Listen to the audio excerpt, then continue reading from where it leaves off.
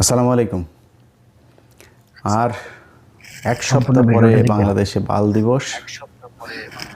বাল দিবস বুঝেন তো? বাল দিবস হলো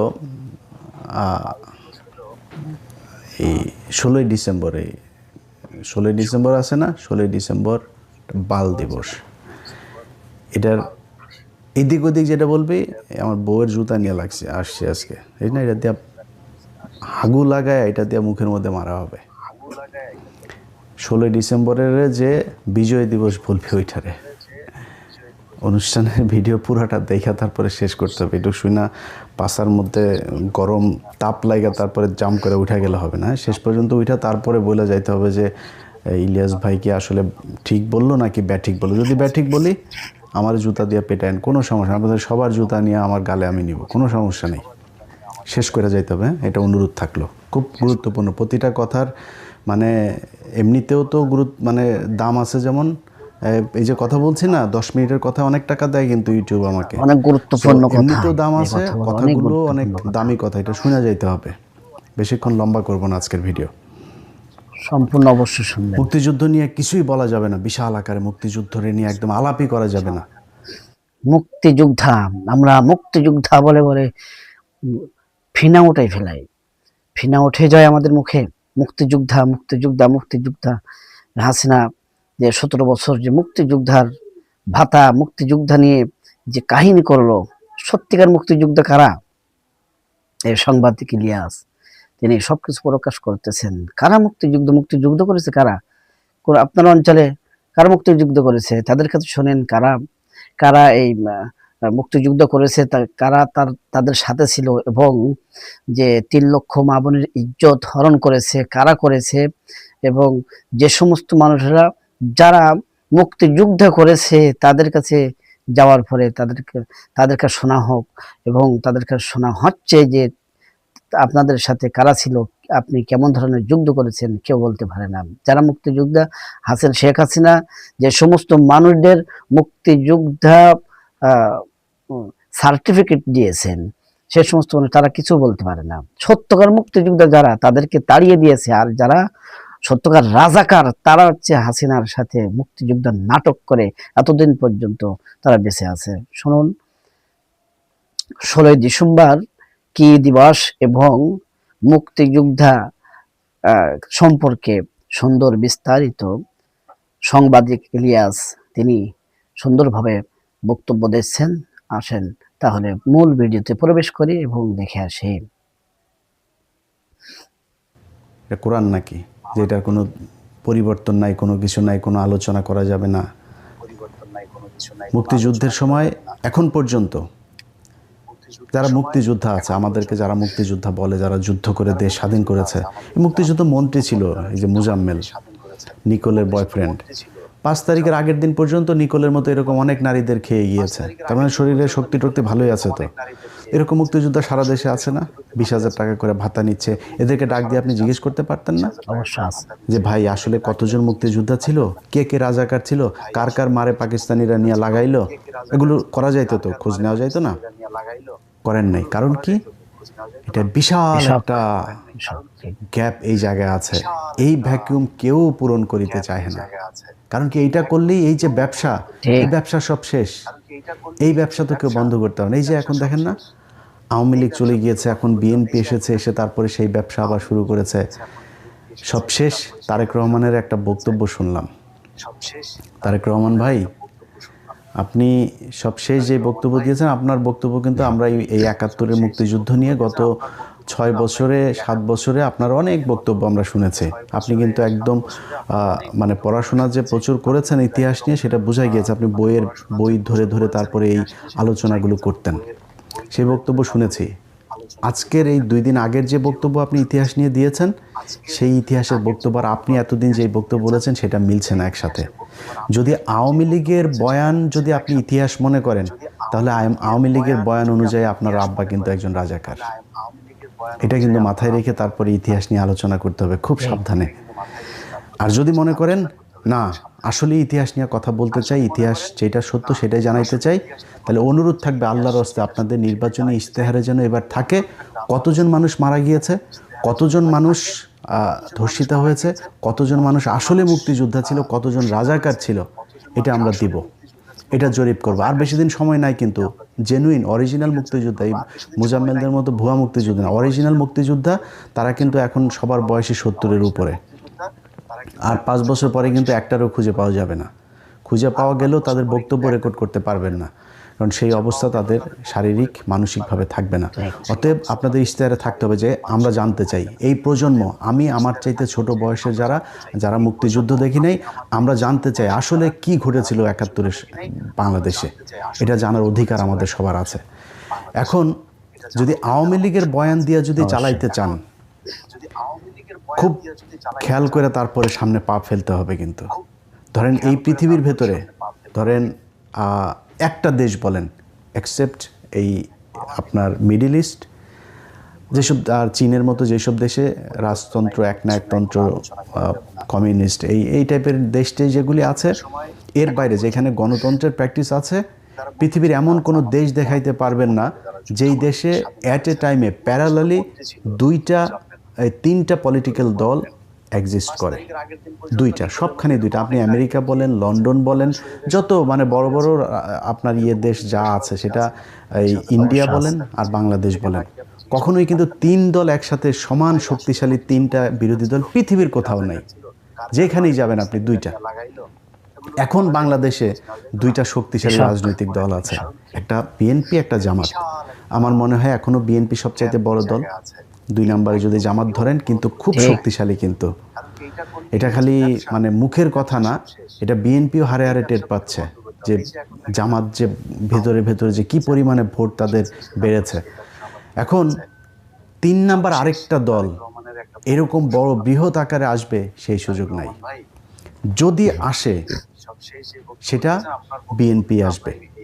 যদি বিএনপি মনে করে যে 71-এর সেই আওয়ামী বয়ান নিয়ে আসবে, তাহলে বিএনপির মোড়কে কিন্তু আওয়ামী লীগ চলে আসবে।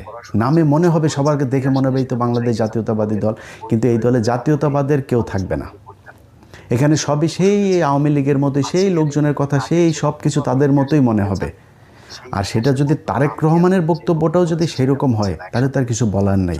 একমাত্র জিয়া পরিবারকে আমরা বিশ্বাস করি যে না, তারা অন্তত বাংলাদেশ জাতীয়তাবাদের এই বাংলাদেশে তারাই হচ্ছে গিয়ে প্রণেতা, এবং তাদের হাত ধরে এটা শুরু হয়েছিল। তাদের এই পরিবার যতদিন থাকবে, বাংলাদেশ জাতীয়তাবাদ এটা থাকবে। এখন বাঙালি জাতীয়তাবাদে যদি আপনি যাইতে চান, সেটা আবার ওইটা কিন্তু আওয়ামী লীগের নিয়ে হয়ে যাবে। তখন নামে থাকবে হয়তো বিএনপি। আওয়ামী লীগের ইতিহাস বাংলাদেশে শেষ, এটা মনে মনে আপনাকে বেঁচে রাখতে হবে। সব শেষ। শেখ হাসিনার কথা আপনারা টেলিগ্রামে যারা শুনেছেন, যে এখন আমাদের আর কি করা, আমাদের আর করণীয় না, আমাদের গেরিলা হামলা করতে হবে। মানে বক্তব্য বুঝেছেন তো, যে তার হাতে আর কোনো কিছু করার নাই। আন্তর্জাতিক বলেন, জাতীয় বলেন, সবখানে তাদের দেখা শেষ। এই দেশের মানুষও তাদের কথা এখন কেউ নেমে আসবে না। সো 2-4টা ভাঙচুর, জ্বালাও পোড়াও করতে পারেন, করলে আবার মামলা খাবেন। এই রাস্তা তো আপনারা দেখিয়ে দিয়ে গেছেন। একটা হবে 1200 মানুষের নামে মামলা হবে। মুরগির উপর বোমা মারার মামলা করেছেন না? সো এই রাস্তা তো আপনারা দেখিয়ে গিয়েছেন। পুলিশকে সেই ইকুইপমেন্ট দিয়ে গিয়েছেন। আড়ি পাতা দিয়ে এখন স্বরাষ্ট্র উপদেষ্টা সরাসরি বলে আড়ি পাতা হবে। আপনারা এগুলো করে খুব বেশি সুযোগ সুবিধা নিতে পারবেন না। সো বিএনপি, জামাতের জায়গায় থাকবে। জামাত যেহেতু উঠে গিয়েছে, জামাত তো এখান থেকে উপরে উঠবে, নিচে নামবে না তো। এখন আপনারা কারা থাকবেন? বাংলাদেশ জাতীয়তাবাদ থাকবেন না বাঙালি জাতীয়তাবাদ থাকবেন? সেটা হচ্ছে আপনাদেরকে ডিসাইড করতে হবে। যাই হোক, বিএনপিকে খুব বেশি নসিহত করতে চাই না, বিএনপির নিজস্ব ব্যাপার।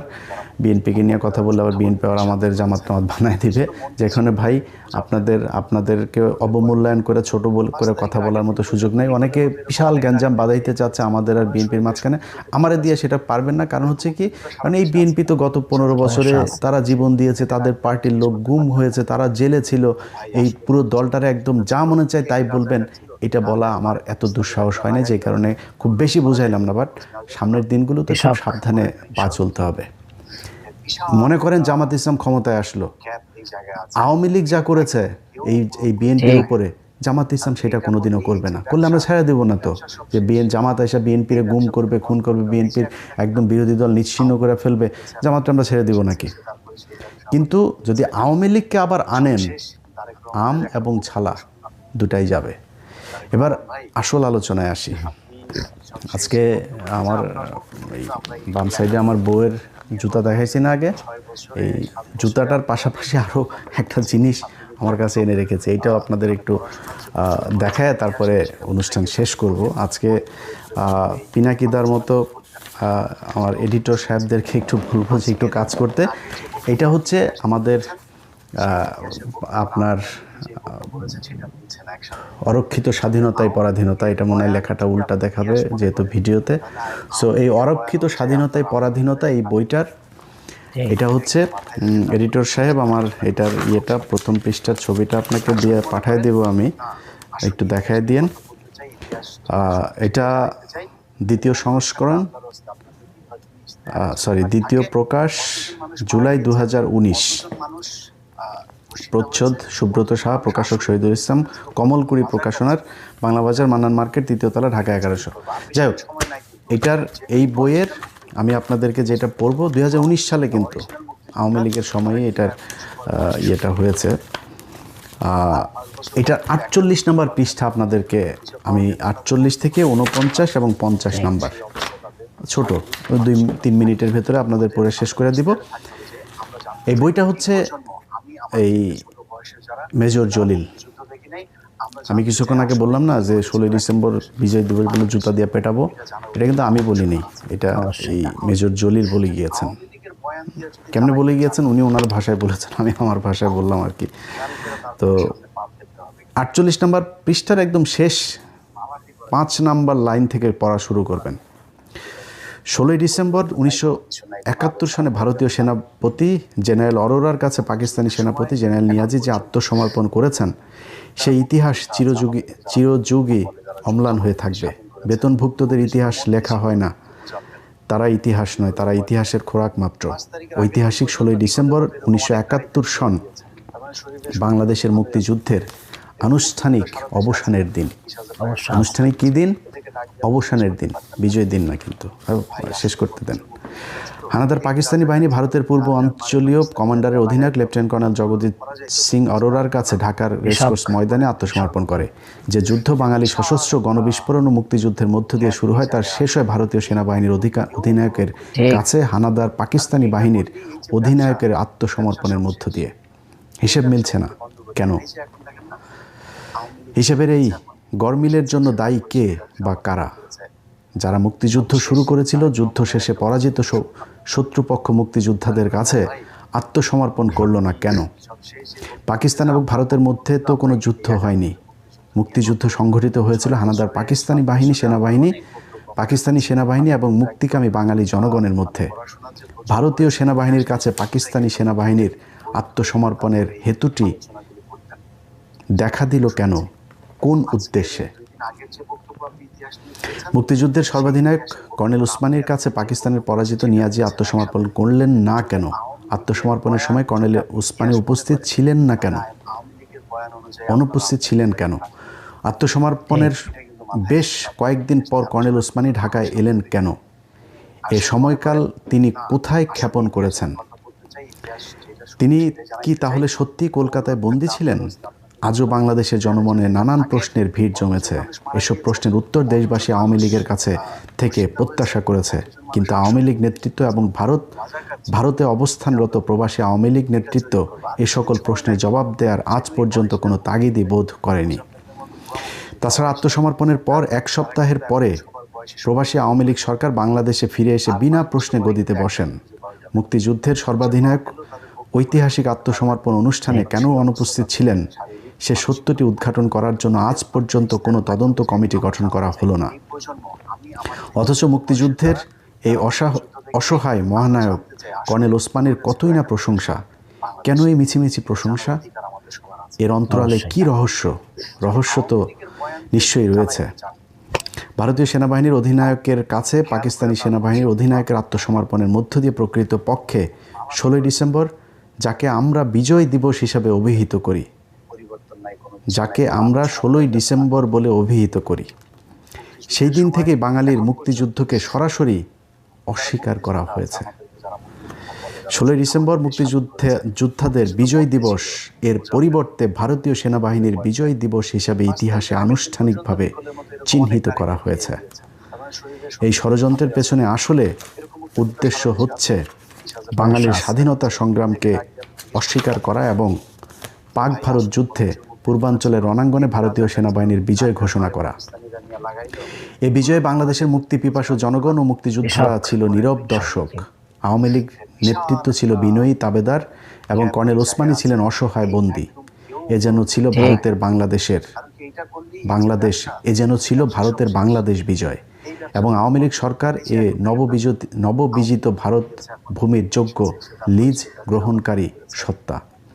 সুতরাং যেমন সত্তা তেমনি তার শর্ত, আর যায় কোথায়। এ তো গেল 16ই ডিসেম্বরের সম্পর্কে কিছু কথা। অনুরূপভাবে 17ই ডিসেম্বর তারিখে খুলনায় সার্কিট হাউস ময়দানে পাকিস্তান সেনাবাহিনীর আনুষ্ঠানিক আত্মসমর্পণ পর্ব অনুষ্ঠিত হয়।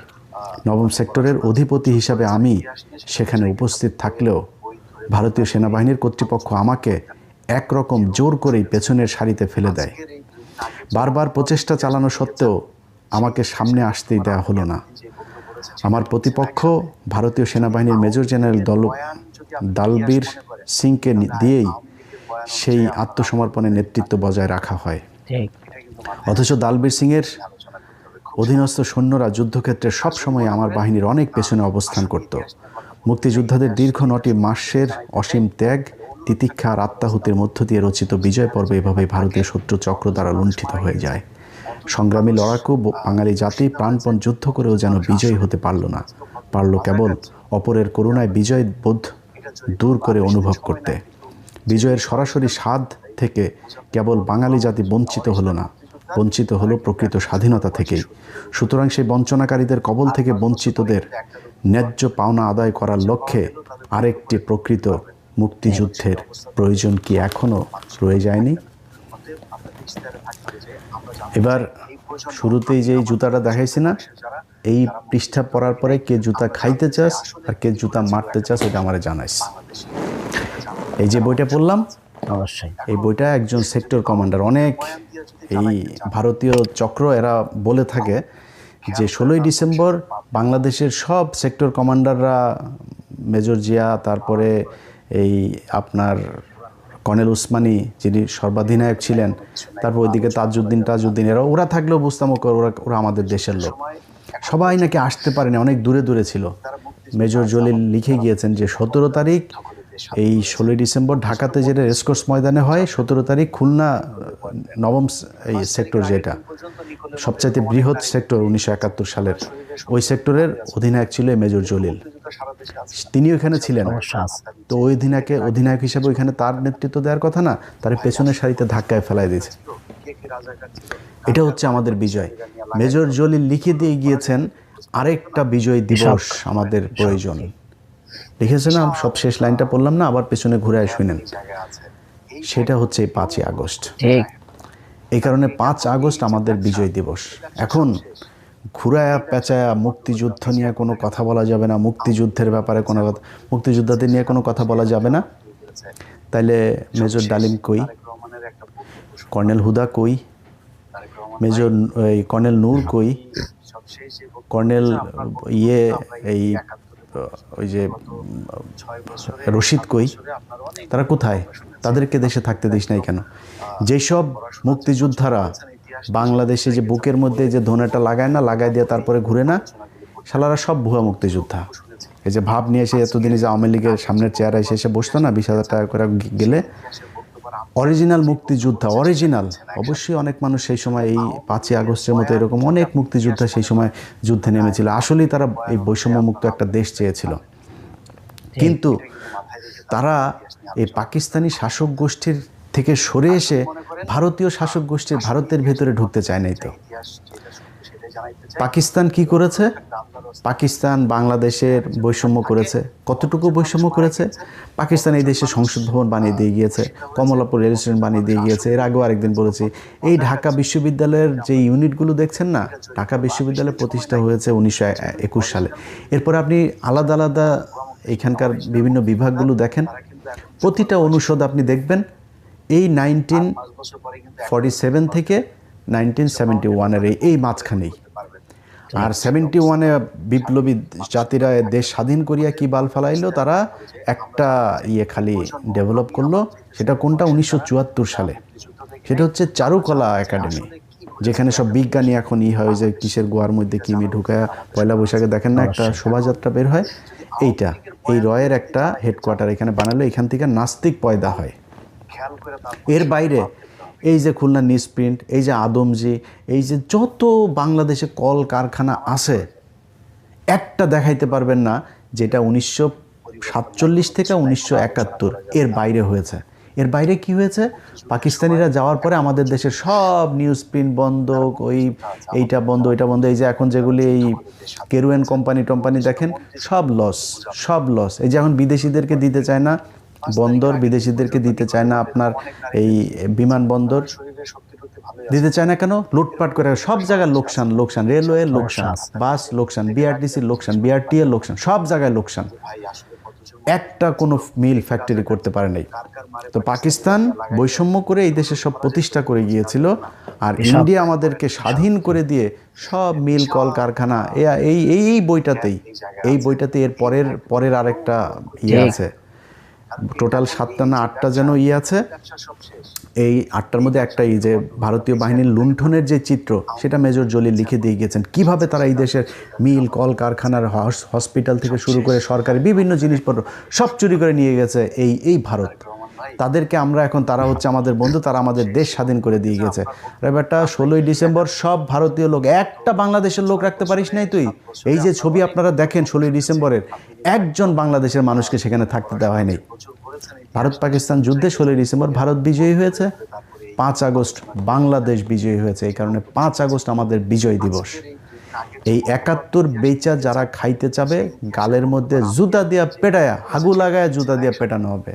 সুদানের ফুয়ারা ইয়ার কি মারো না? 16ই ডিসেম্বর আর 71 শেখ মুজিবকে নিয়ে আপনারা উত্তেজিত হয়েন না, উত্তেজিত না হয়ে চুপচাপ থাকেন।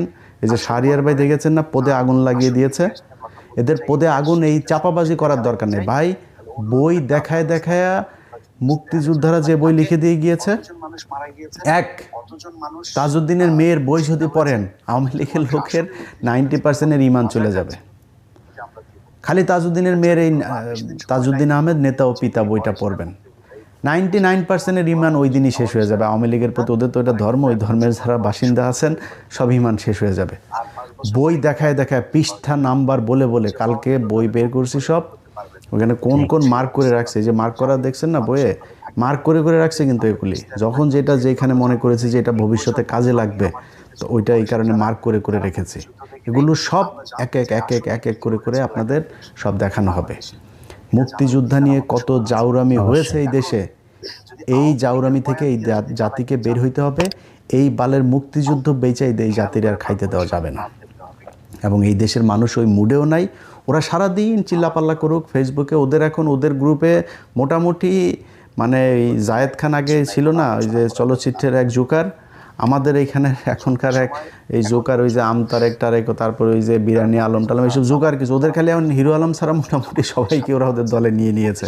কোনো ভদ্র শিক্ষিত, কোনো যারা ইতিহাস জানে, যাদের মানুষ পছন্দ করে, যারা দেশপ্রেমিক, যারা দেশের কথা বলে, একজন ওনাদের দলে নাই।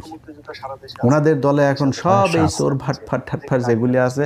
হিলাল আলম ভাই, আপনি আবার রাগ করেন, এমনি আপনার নাম বললাম, আপনি তো ফান টান করেন, মজা টজা দেখান, এই কারণে বললাম আর কি। মানে আপনারও যে কোনো সময় ওইখানে নিয়ে নিতে পারে, যদি আপনি ওদের মতো অসভ্য না, এটা আগে বুঝাই নিলাম।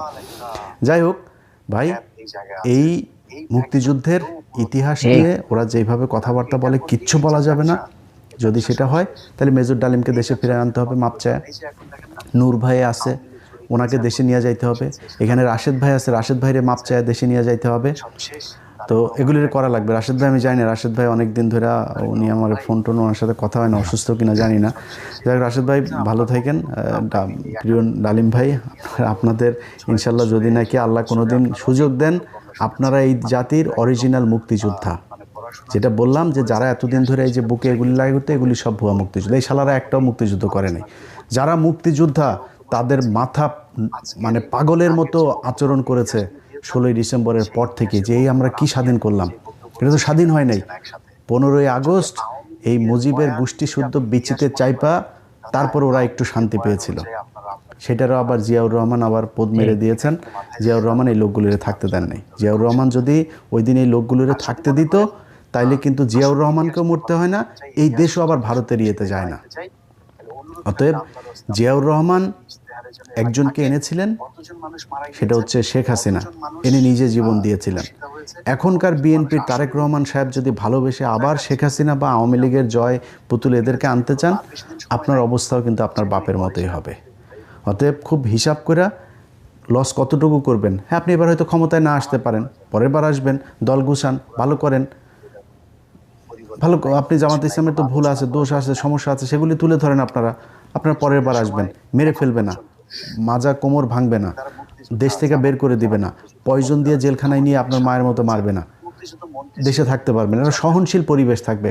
এই যে এইবার অনেক কিছুই তো হচ্ছে জামাত বিএনপির মধ্যে। আপনি দেখেন জামাতের লোকজন যাচ্ছে হসপিটালে দেখতে, বিএনপির মহাসচিব এই বদমাইশও দেখলাম ইয়েরে তায়ের বাইরে দেখতে গেছে। তাও এতটুকু তো আছে এখনো পর্যন্ত। আওয়ামী লীগের সাথে কি এটা ছিল নাকি?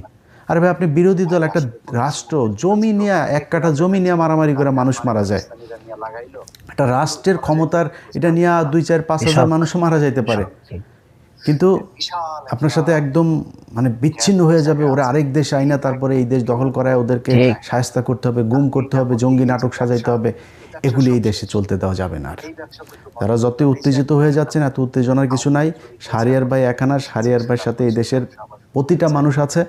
আপনাদের সাথে ওই যে কিছু অখাদ্য কুখাদ্য যেগুলি বিরিয়ানি টিরানি এগুলি নিয়ে আপনারা বসে থাকেন, কোনো সমস্যা নেই। এবং এই যে টক শোতে নিয়ে কারা কারা এইসব এই আওয়ামী লীগের এগুলোর নিয়ে বয়ান চালাচ্ছেন না, এগুলো কিন্তু আমরা তাদের বয়ান হিসাবে নিচ্ছি না। আমরা ওই প্রতিষ্ঠানের ওই কোন সাংবাদিক ওইটার নেতৃত্ব দিচ্ছে, কোন গ্রুপের টেলিভিশন, এটা কোন গ্রুপের পত্রিকা, ওগুলো কিন্তু আমরা নজরে রাখছি।